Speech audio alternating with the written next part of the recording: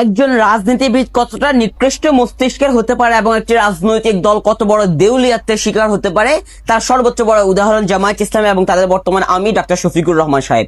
এই যে গত কয়েকদিনের টানা বৃষ্টিতে চট্টগ্রামের বেশ কিছু অঞ্চল ডুবে গিয়েছে, সেই বন্যা কবলিত এলাকাগুলো পরিদর্শনে আজকে গিয়েছে ডাক্তার শফিকুর রহমান সাহেব। এখন সেখানে গিয়ে ডাক্তার শফিক সাহেব নিজের পাঞ্জাবি খুইলা, সাদা পাঞ্জাবি, সাদা জামা, সেন্টুকেন দিয়ে একটা সাদা পাজামা পইরা মাঠে নেমে গেছে। এখন এই লোকটার মধ্যে ন্যূনতম জ্ঞান বুদ্ধি নাই যে একজন রাজনীতিবিদ হিসাবে এবং বিরোধী দলের এতটা সম্মানজনক একটি জায়গায় থেকে কিভাবে ওই বন্যা কবলিত এলাকা তাকে পরিদর্শন করতে হবে। আর মানে আমার মনে হয় কি যে এই লোকটার মাথার মধ্যে ন্যূনতম ঘিলু নাই যে সাদা পায়জামা সাদা জামা পরে নামলে কি হইতে পারে।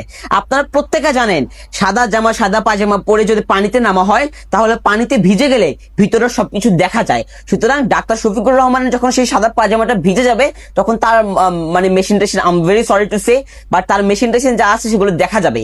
এই ন্যূনতম জ্ঞান বুদ্ধি কি তার মধ্যে ছিল না?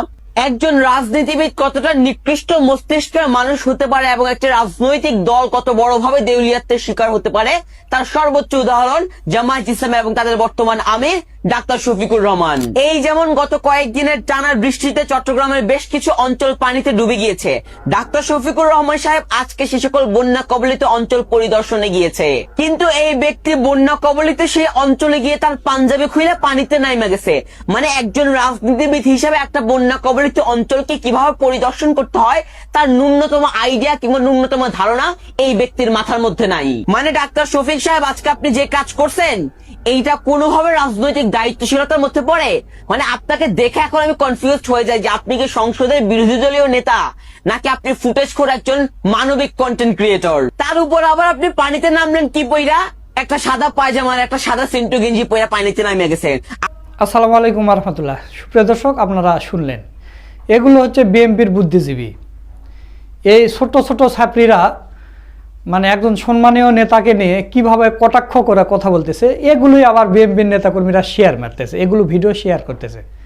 আপনি চিন্তা করতে পারেন মানে এদের মন মানসিকতা কতটা নিম্ন হলে এরকম কথা বলতে পারে। এরা কিন্তু কোনো দুর্যোগে কোনো সময়ে মানুষের পাশে দাঁড়ায় না, এরা সবসময় চাঁদার টাকা ভাগাভাগি এসে হ্যান এগুলো নিয়ে পড়ে থাকে। আর যখন চট্টগ্রামে 40 লাখ মানুষ পানিবন্দি, কেউ 4 দিন 5 দিন পর্যন্ত খাবার নেই তাদের ঘরে, সেখানে জামাতে ইসলামের নেতাকর্মীরা, ইসলামী ছাত্র শিবিরের নেতাকর্মীরা ছুটে চলে গেছে, তাদেরকে খাবার দিচ্ছে, শুকনো খাবার দিচ্ছে, খিচুড়ি রান্না করে দিচ্ছে, আর্থিক সহায়তা দিচ্ছে। এবং জামাতে ইসলামের আমির কেন সেখানে গেছে? কারণ সর্বোচ্চ নেতা যদি সেখানে যায় তখন সব দলের নিম্ন স্তরের যেগুলো নেতাকর্মীরা আছে তারা সবাই ছুটে যাবে। এই কারণে আমির জামাত ডাক্তার শফিকুর রহমান সেখানে গিয়েছেন।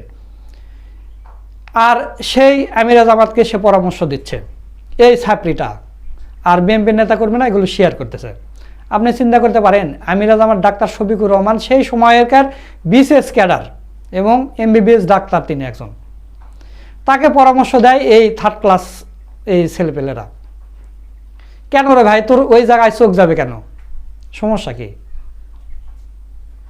আর আমির জামাত আপনারা জানেন যে জামাত ইসলামের যে মহাসমাবেশ হয়েছিল সেখানে তিনি হার্টের অসুখে পড়ে গিয়েছিলেন, তারপরে তার ওপেন হার্ট সার্জারি করা হয়েছে, তাও তিনি বিদেশে যাননি, দেশের ভিতরে চিকিৎসা করছেন। যে অন্যান্য দলের নেতাকর্মীরা একটু পাতলা পায়খানা হলে বা একটু গায়ে জ্বর আসলে চলে যায় সিঙ্গাপুর মাউন্ট এলিজাবেথ হসপিটালে, আপনারা দেখেননি?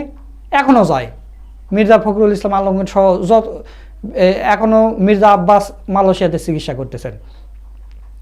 বিএনপি বলেন, আওয়ামী লীগের বলেন, যে কোনো নেতাকর্মীরা একটু কিছু হলে, পাতলা পায়খানা হলে, গায়ে জ্বর আসলে চলে যায় সিঙ্গাপুরে চিকিৎসা করতে। আর আমির জামান ডাক্তার শফিকুর রহমান বলেছে যে আমার হার্টে 5টা রিং পরাতে হবে, তারপর আমি বাংলাদেশে চিকিৎসা করব, বাংলাদেশের মানুষের যেন আস্থা ফিরে আসে আমাদের দেশের চিকিৎসার প্রতি, এই কারণে আমি এখানেই করব, যদি মরে যায় চলে যাব, আমার জীবনের কোনো ইয়ে নেই। এইরকম একজন মানুষ, তিনি ওপেন হার্ট সার্জারি 5টা রিং পরানো হয়েছে সম্প্রতি, সেই রকম একটা অসুস্থ মানুষ, তিনি খাবার নিয়ে মানুষের দ্বারে দ্বারে যাচ্ছে, নগদ অর্থ দিচ্ছেন, শুকনা খাবার দিচ্ছেন, এবং যে পরিবারের লোকজন যারা যারা মারা গেছে তাদেরকে 50,000 টাকা করে আর্থিক সহায়তা দেওয়ার কথাও আমির জামাত ডাক্তার শফিকুর রহমান বলেছেন।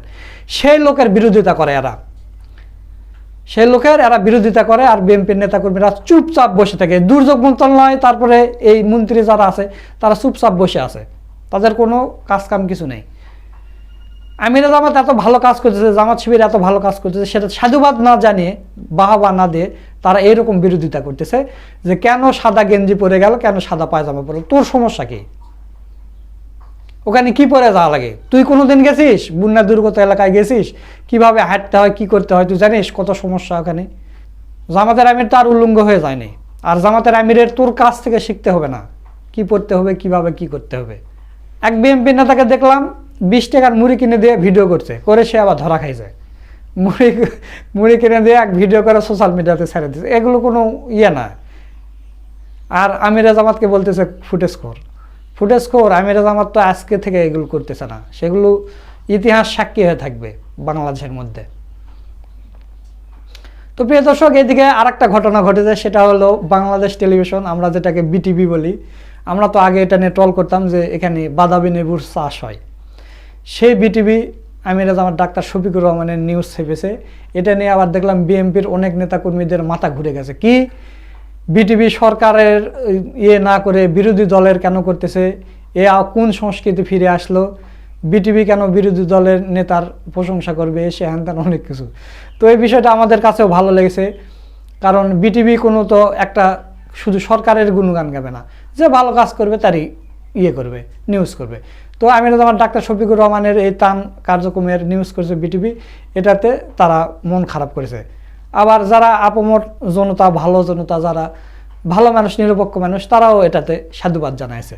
সুপ্রিয় দর্শক, আমরা বিগত বছরগুলোতে বন্যার সময় দেখেছি যে শেখ হাসিনা হচ্ছে কি বলে, বিমানে চড়ে এরকম করে ভিডিও করে আর বন্যা দুর্গত মানুষকে দেখে, আর সেনাবাহিনীরা খাবার দেয়। কিভাবে খাবার দেয়? বিমান থেকে ফেলে দেয়, ওটা নিয়ে মারামারি হারাহারি, কেউ পায় কেউ পায় না, এরকম করে দিলে মনে হয় বিএনপির এই ছাত্রীদের ভালো লাগতো যে এইভাবে বন্যা দুর্গত মানুষদের দেখা উচিত।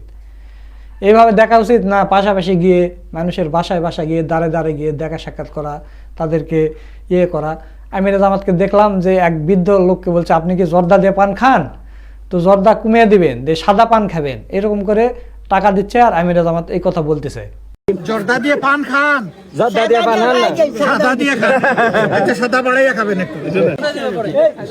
এই গড়টা কই, এই গড়, এই ভাই দেখেন, জর্দা দিয়ে পান খান, জর্দা দিয়ে পান খান না, সাদা দিয়ে খান, একটা সাদা বাড়াইয়া খাবেন একটু।